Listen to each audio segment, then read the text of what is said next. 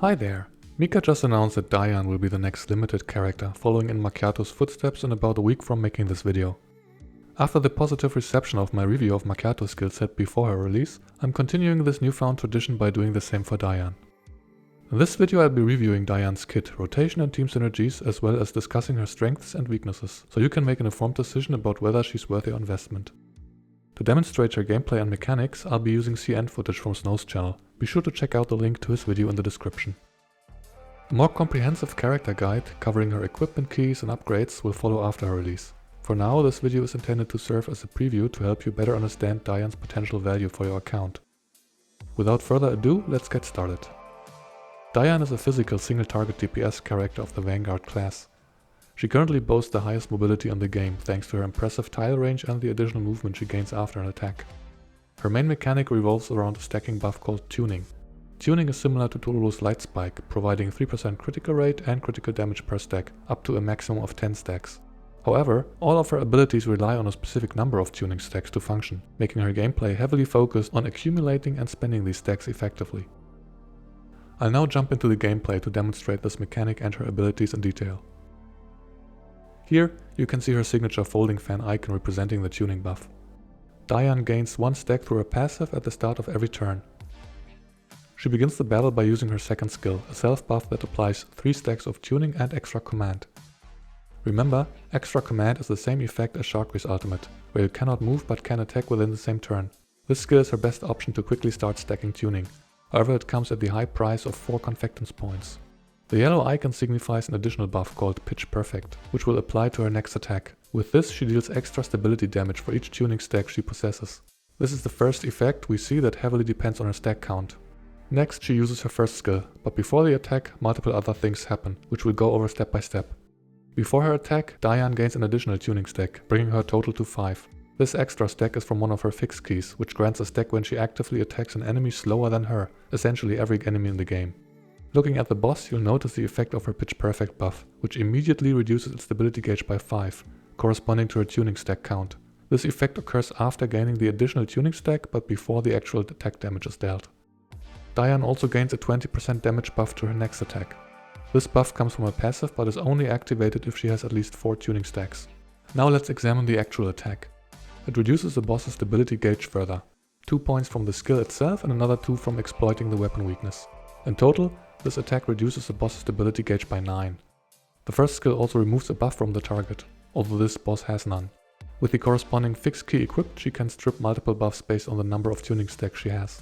With this, you've already become familiar with her 2 main strengths, her ability to shred stability gauge and to remove buffs effectively. Finally, at the end of her attack, you'll see her gain extra movement and 1 confectance point, earned when she actively attacks enemies outside of cover. You'll also notice her special yellow icon for the Pitch Perfect buff disappearing after the attack. Once she completes her extra movement and ends her turn, the 20% damage buff also disappears. Continuing with the boss's turn. Before we analyze this part, I just want you to notice how this team relentlessly strikes back at the boss. The poor schmuck just wants to get his attacks in, but they aren't having any of it. Now let's focus on Daiyan in this situation. Notice that she currently has 5 stacks of tuning. One of the most intriguing aspects of her kit is her ability to intercept attacks when she has at least 3 tuning stacks. This interception has a fairly high multiplier and deals 4 stability damage, or 6 in this case because she also exploits the weapon weakness. Note that she gains another stack of tuning separate from the other 5. This is because this one is permanent, unlike the other stacks. Permanent tuning stacks have the same effects as temporary ones and can be stacked up to 3 times. You can think of them as a reserve, making it easier to achieve certain effects as the match progresses. Lastly, if you were wondering about the damage buff from her passive, unfortunately it only triggers on active attacks, not reactive ones.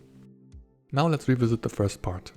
The boss attempts a single target attack on Daiyan. Before he can do so, Macchiato intercepts him, followed by an assist from QJ, which in turn triggers Vector.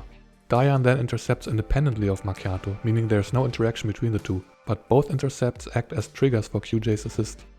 Only after all this does the boss's attack finally go through. From this you can see how her interception is very similar to Macchiato's. However, the condition for its activation is much stricter. While Macchiato intercepts any type of enemy attack, regardless of whether it's directed at her or her allies, Daiyan only intercepts when the enemy targets her specifically, and only with a single target attack. Note that bosses typically display their skill order and target priority at the top of the screen. For example, in this turn, the boss performs one single target attack on the nearest enemy, one on the farthest, and one AoE attack. With this information you can position Daiyan strategically to ensure she gets her interception in. Moving on to the next turn. Here you see her passive restoring 1 confectance point and adding 1 stack of tuning, bringing her to 6 temporary stacks and 1 permanent stack. With this, you've now observed both of her methods for restoring confectance points, one by actively attacking an enemy outside of cover and one passively at the start of each turn. This makes it possible to restore up to 2 confectance points per turn. Keep in mind that her S2 costs 4 points, meaning it takes 2 turns to cycle her buff, unless you also use her S1, which costs 1 confectance point. Here you see her using her S1 again, which adds another tuning stack and applies a 20% damage buff from her passive before the damage is dealt. She gains 1 confectance point for attacking an uncovered target. After she ends her extra movement, the damage buff disappears. I'm highlighting this to clarify that the damage boost does not apply to her out of turn interceptions. Continuing with the boss's second turn. First you see Macchiato's interception and QJ's assist in response to a single target attack on Kluke. Notice that Daiyan remains idle because the attack wasn't directed at her. The boss's second attack triggers another interception from Macchiato and an assist from QJ, but this time Daiyan also intercepts since she is a target. Once again, notice that she gains another permanent tuning stack for her interception. Another minor detail to note is the order of priority for these interceptions, as Macchiato always acts before Daiyan. Ideally, we'd want Daiyan to go first since her interception deals more stability damage, which would be beneficial in situations where targets are protected by cover or have some form of damage reduction outside of stability break. But I suppose beggars can't be choosers. Moving on to the team's third turn. Kluke triggered some form of retaliation from the boss.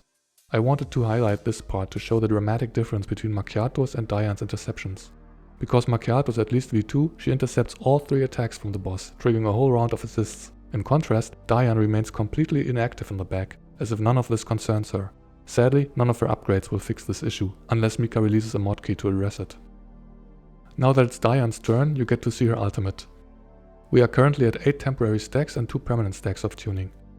Her ultimate has a 190% damage multiplier, deals 4 stability damage and costs no confectance points. However, it has a 6-turn cooldown, which is reduced by 1 turn per stack of tuning. This effect includes the permanent stacks, meaning you need a total of 6 stacks to fully reset its cooldown. After its use, you gain another permanent stack of tuning, which is now maxed out at 3 stacks. Importantly, all temporary tuning stacks are reset. This reset happens after the damage is dealt, so the ultimate still benefits from the crit rate and crit damage boost provided by the stacks. Now you understand why I've been referring to them as quote-unquote temporary, even though they have no duration.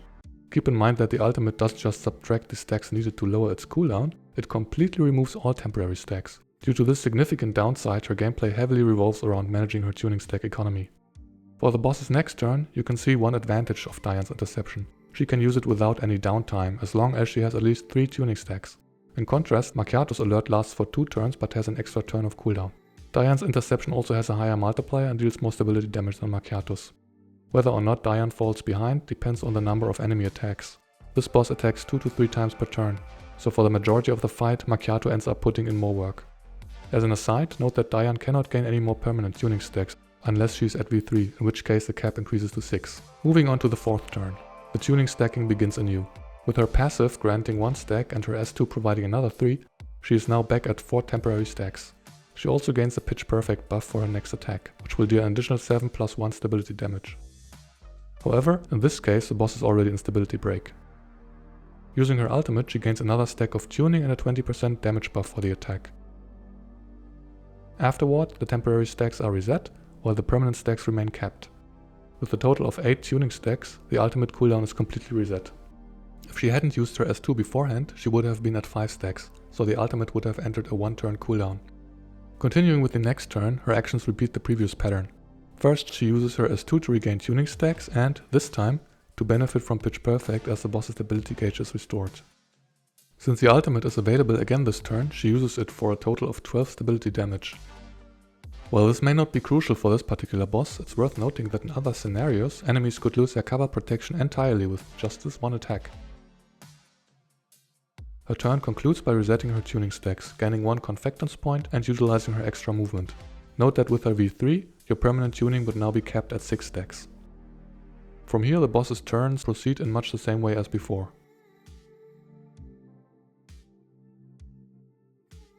As we near the final turn, Daiyan uses her ultimate with 5 tuning stacks, as her confectance points are insufficient to prepare the attack with her S2, resulting in a 1-turn cooldown. You'll notice that with her max permanent tuning stacks and passive tuning regeneration at the start of each turn, she will always begin with at least 4 stacks. This fulfills the requirements for both the 20% damage buff from her passive and her interceptions. Additionally, if she has the fixed key equipped that makes her gain 1 more stack with an active attack, the ultimate cooldown can be permanently reduced to a single turn. Now that we have a solid grasp of her abilities and core mechanics, let's look at her rotation. At the start of battle, your main priority is to generate tuning stacks, as her interception requires 3 stacks and her damage buff requires 4. Therefore, you should begin by using her S2. Whether or not you want to strip buffs from the target, it's preferable to use her S1 at this point. Avoid using her ultimate too early, as it will reset her stacks and put her below the necessary thresholds. Position her so that her interception can trigger on the enemy's turn. If successful, she will gain her first permanent tuning stack and begin the next turn with a total of 7 stacks. On her second turn, continue using her S1 unless you're certain she won't trigger her interception on the next enemy turn.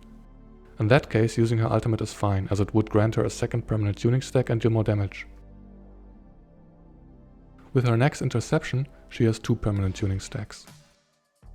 Starting from turn 3, you can freely spam her ultimate without sacrificing her interceptions. With her third permanent tuning stack, she meets the interception requirement and, combined with the passive tuning regeneration at the start of her turn, maintains access to her 20% damage buff for active attacks. With the next turn, you're at full confectance points and can use her S2 to gain pitch perfect for extra stability damage and to restack tuning. From there, decide between using her S1 to remove buffs or her ultimate for more damage. At this point, her rotation largely repeats itself and you should have a good sense of her gameplay.